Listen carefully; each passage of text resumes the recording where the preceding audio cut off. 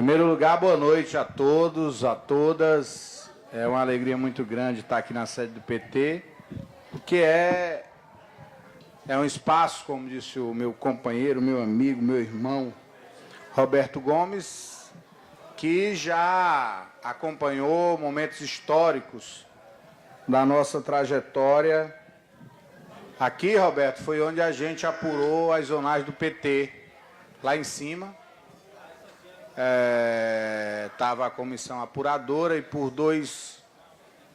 um empate numa zonal, mas por uma proporção maior de votos, a gente tirou 2 delegados a mais para o encontro municipal do PT de Fortaleza, e esse encontro redundou em já, como o tempo avança, estamos aí no 7º ano da exitosa, revolucionária, democrática, participativa gestão Fortaleza Bela, que aqui é muito bem representada por 2 companheiros, e eu fico olhando assim, queria fazer esse registro histórico. A Iris está aqui também, nossa... Iris, fica à vontade, vem para cá, nossa presidenta do INPA, e eu fico olhando e observando como é que a história e a sua dinâmica e a luta de classe avança. É o Mano Freitas, um companheiro que dispensa apresentação, uma vida dedicada como advogado das lutas sociais, dos trabalhadores e trabalhadoras rurais sem terra, competente, auxiliar, colaborador da gestão Fortaleza Bela, tanto como articulador da coordenação da participação popular, como secretário interino que foi por várias vezes das finanças do município, e agora secretário de Educação, que vai dar continuidade a esse projeto e aprofundar.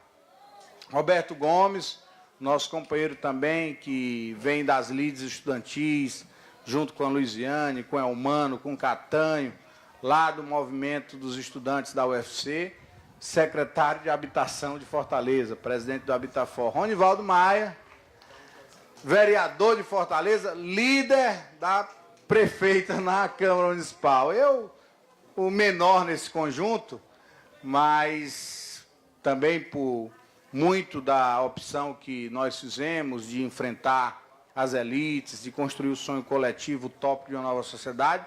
Deputado estadual, né? Então não é o lançamento do site do Antônio Carlos, é do Mandato Popular, Voz da Nossa Gente, e convidado que fui, numa atitude ousada, até acho exagerada, do governador do estado para ser líder do seu governo no primeiro mandato, num meio, vocês acompanham todo dia, como é que funciona aquela casa legislativa, aí ele sabe como o jogo ali é bruto. E a gente tendo que defender, e por convicção, com muita radicalidade, o nosso projeto em curso no país, que teve início nas lutas bem longínquas do nosso povo, a resistência tanto à dominação e à opressão dos escravos, pela liberdade, pela anistia, enfim, as lutas históricas do nosso povo, representado nesses dois mandatos do presidente Lula e agora continuidade com a Dilma. E a gente foi guindado a essa missão e sem medo, sem nenhum purido, sem nenhum pudor em fazer a defesa dessa que é a administração mais radical, mais democrática e popular que essa cidade já teve, que é liderada pela nossa prefeita Luiziane Lins. Isso para a gente não abre mão, porque as elites não toleram, não suportam e não farão, porque elas não concordam com o nosso modo de agir, invertendo prioridades, chamando o povo para decidir suas ações e parte significativa do orçamento com o orçamento participativo, com participação popular, que já falei aqui, teve a coordenação por um período importante do companheiro Elmano. E a defesa do PT. Então a gente joga lá em todas as posições, e a defesa do governo do Estado, do qual a gente tem uma aliança importante. E isso não pode ficar sem um instrumento fundamental de comunicação. Eu não sei como é que a burguesia do Estado, que detém parte dos meios de comunicação, ou as elites, ou aqueles que confundem o debate democratização das comunicações com censura, com falta de liberdade, ao contrário, a gente quer democratizar mais e mais as comunicações, irão reagir. Mas sabe de uma coisa? Eu estou morrendo de medo, não estou nem conseguindo dormir. Nada, absolutamente nada disso.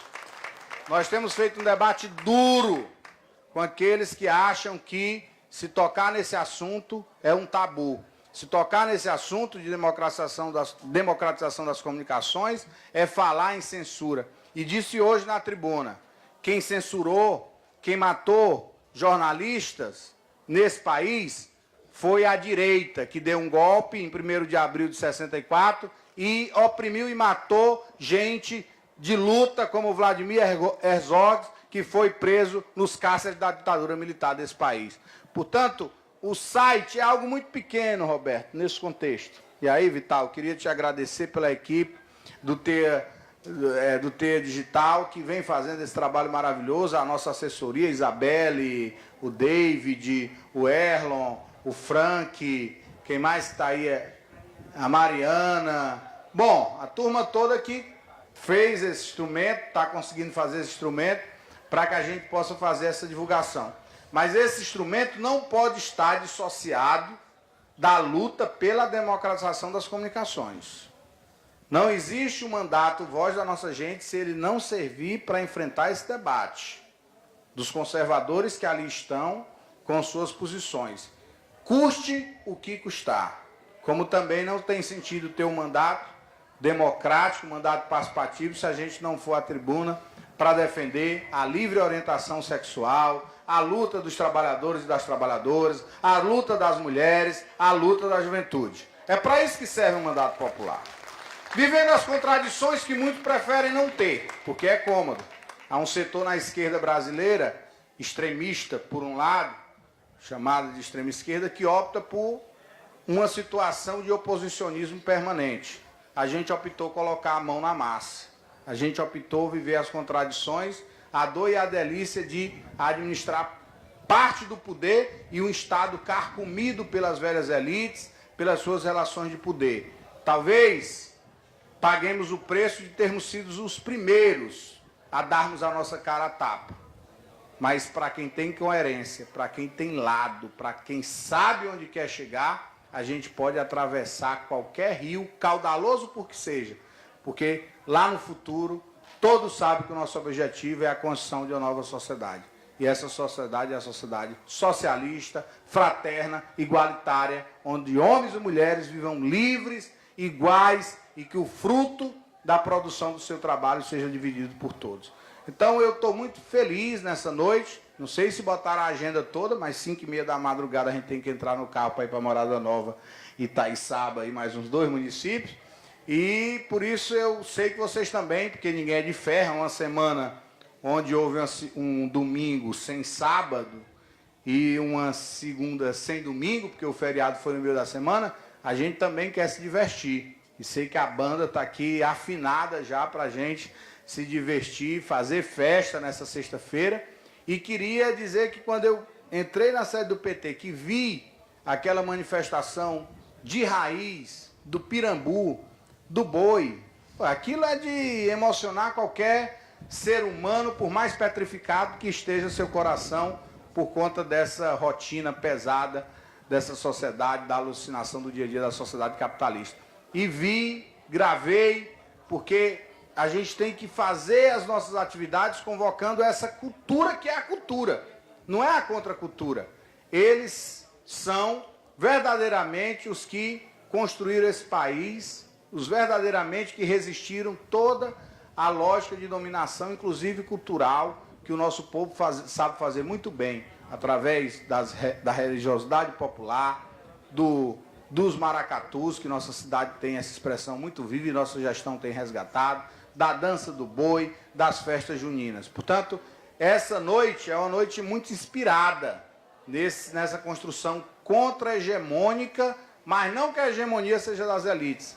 Elas se apoderaram da hegemonia que é popular, da hegemonia que é criativa, que é livre do nosso povo. E eu termino, e essas leis estão aí, já foram aprovadas, né? nós aprovamos o Dia da África no Ceará, algo que é muito significativo, no mesmo dia em que foi inaugurada a universidade, a Unilab, onde a coisa mais linda foi ver aqueles presidentes, ministros dos países africanos de língua portuguesa lá em Redenção, e uma contribuição que o nosso companheiro Eudo Xavier deu muito grande nessa luta, outros companheiros e companheiras, e a gente ter criado o Dia da África no Ceará, e outra lei, que é a semana, em homenagem a um companheiro que, por essa famigerada ditadura, desapareceu e nunca mais nós tivemos notícia dele, o companheiro Montenegro, que leva inclusive o nome do Grêmio do IFCE, da Escola Técnica, que é a Semana Estadual do Grêmio Livre. Eu sou, e não posso negar a minha história, advindo do movimento estudantil secundarista. Então, essas iniciativas simbólicas que chocam os reacionários, os caretas, os conservadores, são fundamentais para a gente provar que um outro mundo é possível. Então, façam desse site o que é esse mandato, um instrumento coletivo de luta, de participação, de construção da nossa cultura, da resistência, da nossa história, da nossa vida. Queria, se eu for registrar aqui as presenças, irei cometer algumas injustiças, mas saúdo a todos que estão aqui na mesa, que na verdade é nesse palco, e todos e todas que se deslocaram numa sexta imprensada de feriado para comparecer a esse lugar, para nós, muito sagrado, que é a sede do Partido dos Trabalhadores, que também, concluo dizendo isso, no Congresso agora em Brasília, colocou em xeque aqueles que falam tanto em reforma política e não têm coragem de ousar nesses temas. E aí, Ana Lúcia, você está coberta de razão. Paridade entre homens e mulheres, paridade de gênero nas direções do PT é revolucionário nesse país. E vamos fazer, porque fomos nós os primeiros a colocar 30% no Estatuto do PT, que parte dessa iniciativa foi para a legislação eleitoral.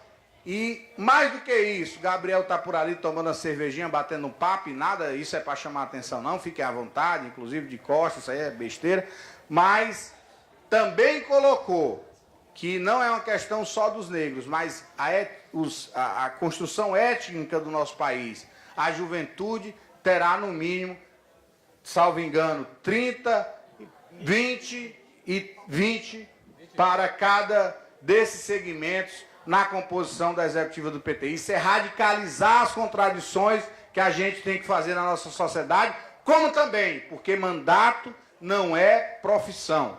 Mesmo quando se tem dificuldade, porque só tem um quadro, dois, mas como é que vai ficar se a gente só tem um quadro para apresentar? Mas não é possível que em 2 mandatos de senadores, 16 anos, a gente não possa construir um novo quadro, como também no mandato de vereador, de deputado estadual. E digo isso na condição de deputado estadual, porque o PT colocou que ninguém, militante seu filiado, pode ter mais do que 3 mandatos consecutivos no mesmo cargo. E isso é radicalizar a democracia, aprofundar e construir um outro paradigma para a política. Muito obrigado, uma boa noite, e a presença de vocês nos honra aqui no lançamento do nosso site. Muito obrigado.